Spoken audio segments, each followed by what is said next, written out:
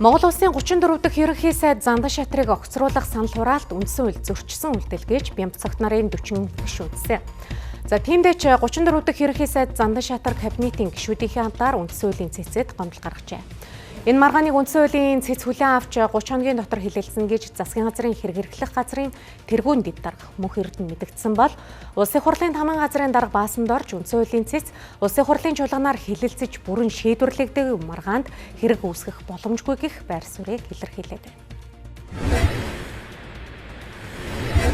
Тэгэхээр энэ улсын хурлын өнөөдрийн шийдвэр бол Монгол улсын үндсэн хуулийг ноцтой зөрчсөн хууль дээдлэх зарчимд нийцэхгүй үндсэн хуулийн 70 дугаар зүйл заасан төрийн байгууллага албан тушаал алтны шийдвэр үйл ажиллагаа бүхэлдээ үндсэн хуульд нийцэх энэ зарчмыг зөрчсөн гэж одоо үзэж байгаа учраас Монгол Улсын ерөнхий сайд үндсэн хуулийн цэцэд хүсэлтээ гаргасан. За үндсэн хуулийн цэц бол ерөнхий сайдын хүсэлтийг харгалзан үзэж одоо маргаан үүсгээд ингээд үүсгэсэн бичгээ бол манад ирүүлсэн байна. Үндсэн хуулийн цэцээс үндсэн хуулийн цэцийн гишүүнээс өнөө өглөө яг манай улсын хурлын тамгын газарт одоо булган туяа дэд даргад холбогдох одоо юм холбогдох тайлбар мэдээлэл ирүүлэх юу гэсэн. За тэрэн дээр 3 үндсэн мэдээлэл өгсөн байсан.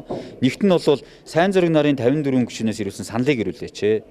За хоёрт нь төрийн байгуулалтын байнгын хорооны санал дүгнэлтийг ирүүлээч.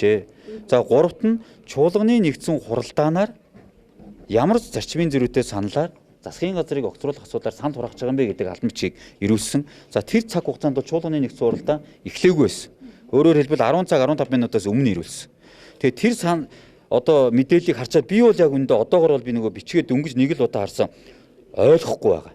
Үндсэн хуулийн цэц энэ улсын хурлын шийдвэртэй холбоотой. За мөн улсын хурлын энэ чуулганы нэгдсэн чуулганы үйл ажиллагааг өдөртсөн зохион байгуулсан үйл ажиллагаатай холбоотой энэ асуудлаар маргаан үүсгэсэн байгаа учраас дунд суудлын хуралдаанаараа хэлцэж шийдвэрлэнэ. Мэдээж энэ одоо төр засгийн үйл ажиллагаатай, доктортой үйл ажиллагаатай холбоотой асуудал учраас хуулийн дагуу шуурхай шийдвэрлэнэ гэж одоо итгэж байна.